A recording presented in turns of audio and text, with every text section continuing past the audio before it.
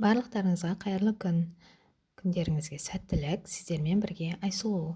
Бүгін мен сіздерге оңай әрі дәмді кексті жасап көрсететін боламын. Бұл кексті балаларыңызға немесе қонақтық дастархандарға да қоюға болады.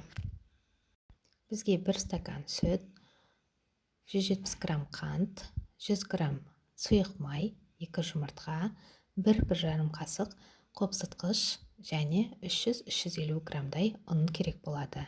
Ең алдымен қантты, сүтті, сұйық майды және жұмыртқамызды салып, барлығын миксермен жақсылап араластырамыз. Араласып болғаннан кейін үстіне қопсытқышымызды саламыз.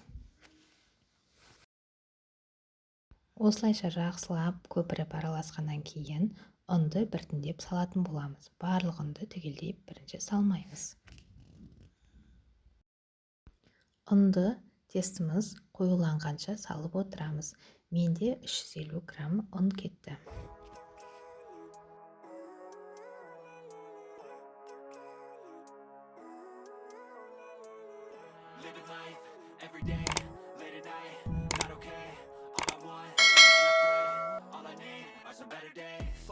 I'm looking in the mirror, so foggy, but I've never seen clearer. I don't really think anyone can save me, and honestly I'm not really sure I want saving. I like to be my own worst enemy. There's no risk if you don't try at anything, so I'ma just keep buying everything. See you in the next life, have to be a better me. Осылай қоймалжың тесті дайын болғаннан кейін оны кекстің ыдыстарына құйып шығамыз.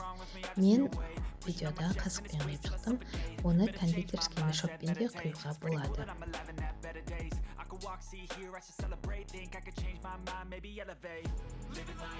Барлығын құйып болғаннан кейін 180 градуста қызып тұрған пешке 20 минут пісіріп аламыз.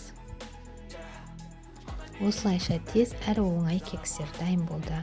Достар, егер менің видеом ұнаса, лайк басып, комментарий қалдырып, достарыңызға таратыңыздар. Рахмет, сау болыңыздар.